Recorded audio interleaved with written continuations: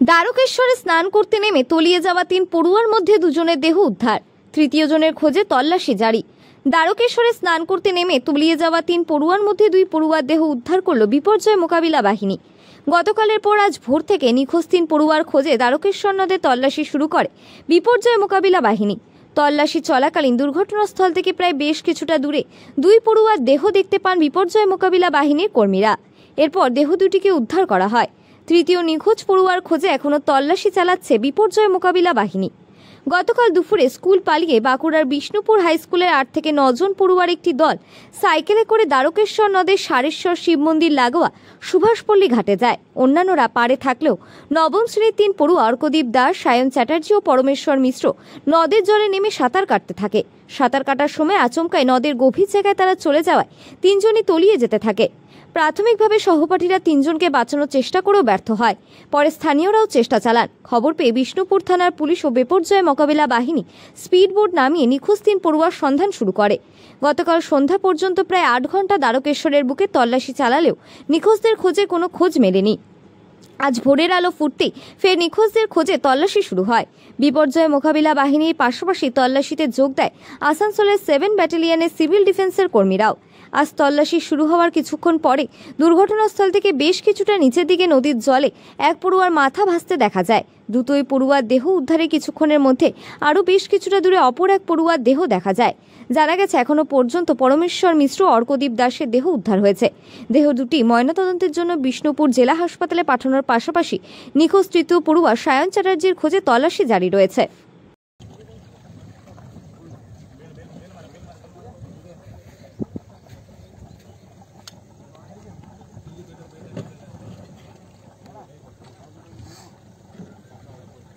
মালটাকে আরেকটু সামনের দিকে আগাও।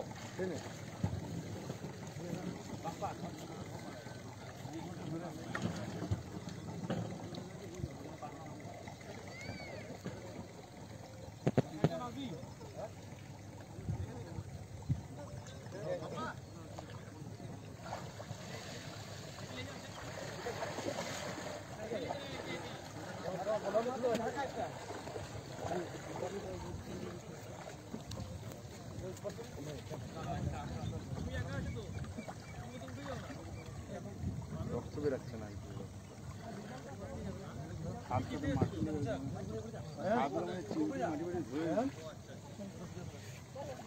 এবারে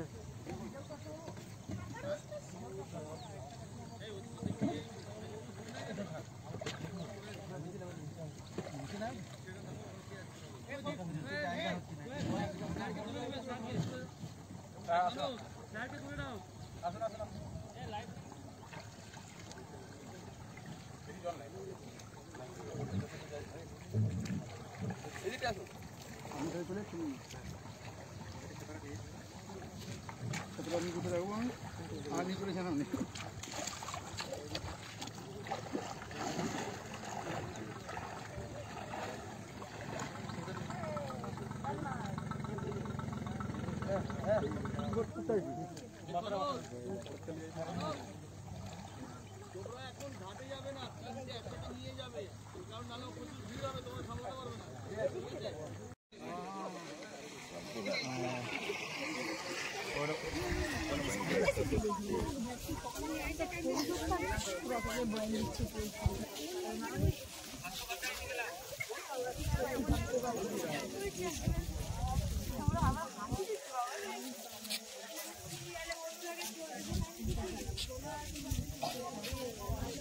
খবর হবে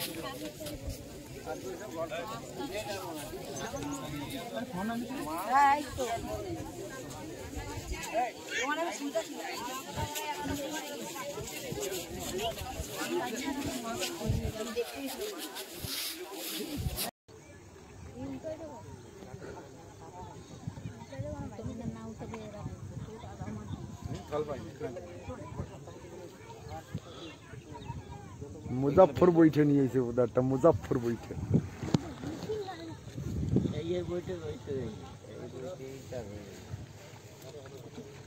আর একটা আইছে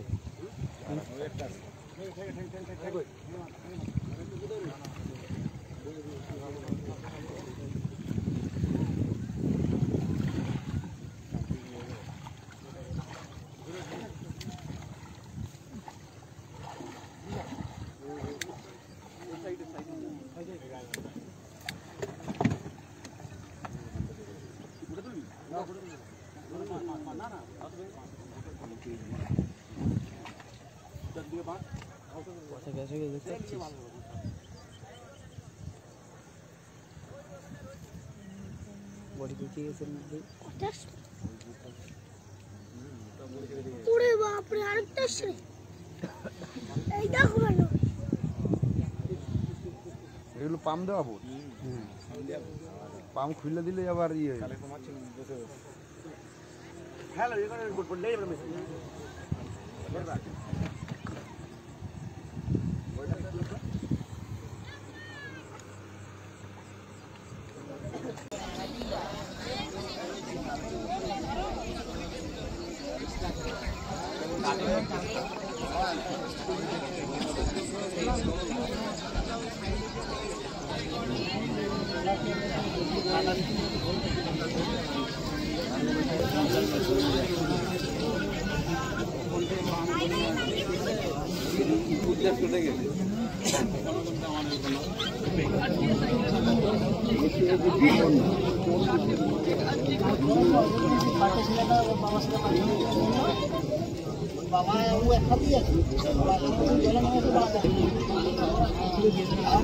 এরকম ঘটনা 50 বছরের এরকম ঘটনা আছে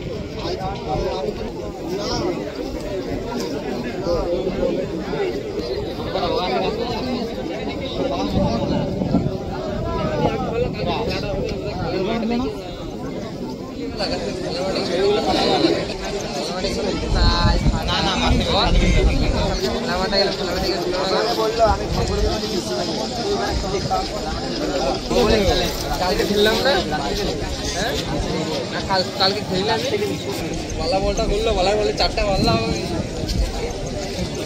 রান তো উঠে গেছি গোলটা করবে আমার জন্য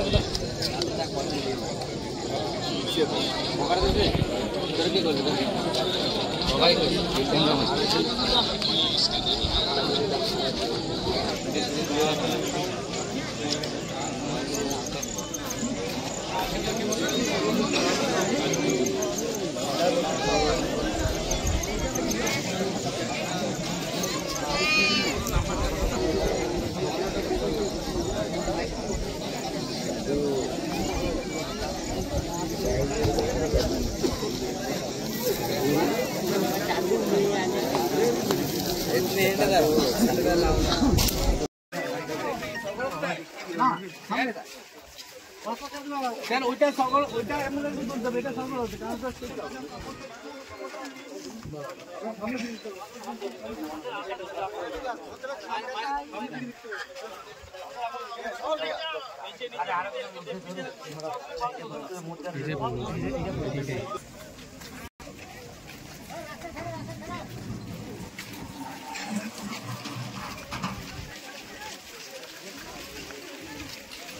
আপনি পড়ে যাবেন আপনি পড়ে যাবেন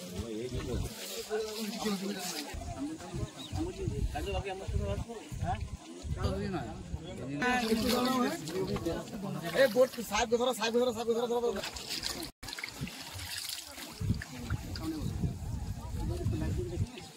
হয়ে লাইভের ব্যবস্থা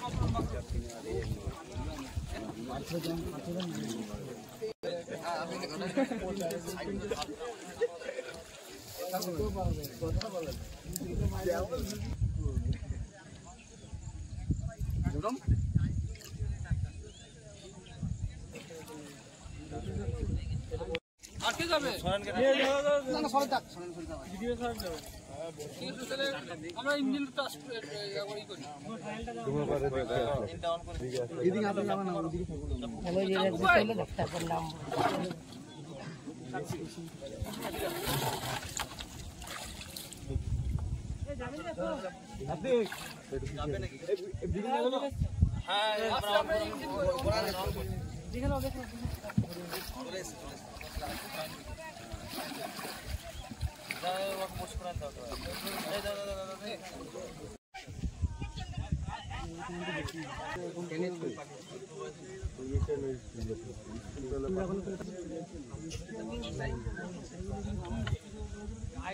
আরে বাবা ওটা বলছিল ওই টান এইটা টান না ওই ওটা টান এইটা পর্যন্ত অল্প